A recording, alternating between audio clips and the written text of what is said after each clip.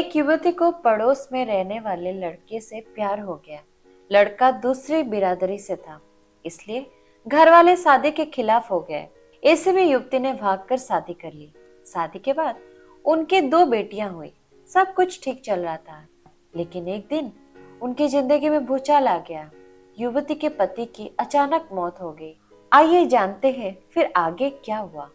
दरअसल इस कहानी को ह्यूमंस ऑफ बॉम्बे के इंस्टाग्राम पेज पर एक महिला के हवाले से शेयर किया गया है।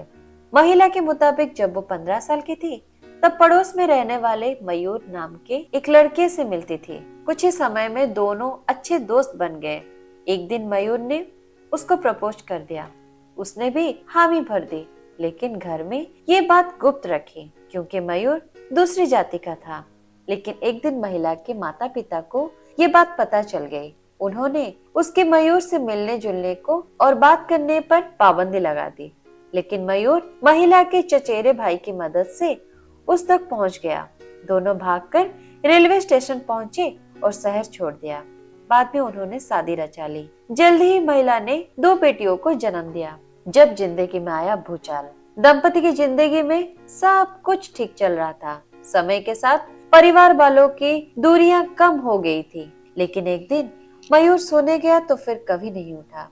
उसने अचानक से दुनिया को अलविदा कह दिया। मयूर के जाते ही पत्नी को लगा जैसे उसकी जिंदगी ही खत्म हो गई है। 32 साल की उम्र में अकेली दो बेटियों की परिवार कैसे होगी, ये सोचकर ही वो डर गई। लेकिन बेटियों ने माँ को समझाया, पिताजी हमारे दिलों में हमेशा है, लेकिन हमें जिंदगी में आगे बढ़ना होगा। बेटियों के जज्बे से प्रेरित होकर अकेली माँ ने उनकी परवरिश का जिम्मा उठाया और देखते ही देखते 7 साल कैसे बीत गया पता ही नहीं चला।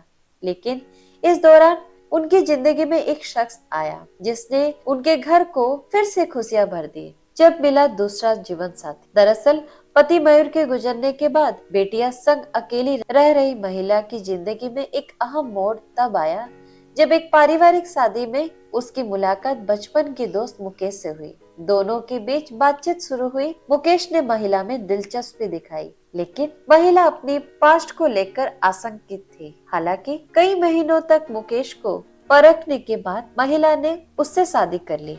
मुकेश को उसकी पुरानी जिंदगी से कोई एतराज नहीं था। महिला कहती है कि सब कुछ जानते हुए भी मुकेश ने मुझे और मेरी बेटियों को स्वीकार किया। बेटियां भी उसको लेकर सहज हैं। महिला के मुताबिक 1 साल पहले हमारी शादी हुई है, तब से हम 4 सबसे अच्छे दोस्तों की तरह रह रहे हैं। वो कहती है, अगर आप इतने भाग्यशाली है कि आपको प्यार का दूसरा मौका मिले तो इसे बर्बाद ना करें।